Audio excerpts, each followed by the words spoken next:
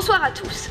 Alors mon entourage a toujours dit de moi que j'avais des passions plutôt curieuses et ça me semble parfaitement bien illustré par ce sujet qui m'est apparu comme une évidence. En effet, je vais étudier les dessous de la forêt boréale, à savoir le rôle des parcelles de forêt non brûlées dans le maintien des mousses. Alors oui, la forêt boréale est soumise régulièrement à des feux qui laissent derrière eux des parcelles de forêt non brûlées. Pourquoi? Parce qu'ils ont une humidité ou une pente différente, par exemple.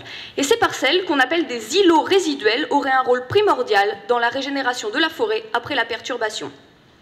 Pour étudier ceci, nous on a choisi les mousses. Parce que d'une part, elles sont omniprésentes dans le sous-bois de la forêt boréale, mais aussi parce qu'elles ont des rôles clés dans son fonctionnement. Elles jouent dans le cycle de l'eau ou encore des nutriments, et aussi parce que de leur établissement en forêt dépend celui de la majorité des autres espèces. Alors pour ça, en premier lieu, il va falloir qu'on voit si on retrouve des mousses dans nos îlots. Alors on va aller se promener en forêt et on verra ce qu'il en est. Si on en retrouve, ça veut dire qu'elles ont survécu dans ces îlots, qu'elles se sont maintenues et donc que nos îlots sont des refuges pour le maintien de ces espèces. Mais si les mousses survivent dans ces îlots, c'est pas pour autant qu'elles y vivent bien.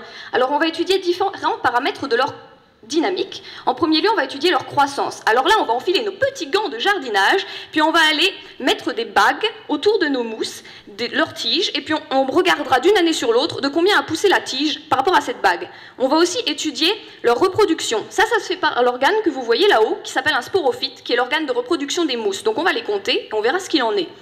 Mais aussi, on va vouloir savoir si elles arrivent à se disperser pour recoloniser la forêt brûlée. Alors là, accrochez-vous bien, on va prendre des petites coupelles de plastique qu'on va enduire d'une substance collante, puis on va les placer de part et d'autre des îlots, et puis on va voir si on peut récolter des semences. Si tous ces paramètres sont remplis, ça voudra dire que nos îlots sont des habitats de bonne qualité et des sources pour la recolonisation de la forêt brûlée. On va mettre des patrons d'îlots en évidence différents. Il y en aura des meilleurs pour la croissance, puis des meilleurs pour la reproduction. Et ça sera dû à leurs caractéristiques, par exemple à leur forme ou à leur taille.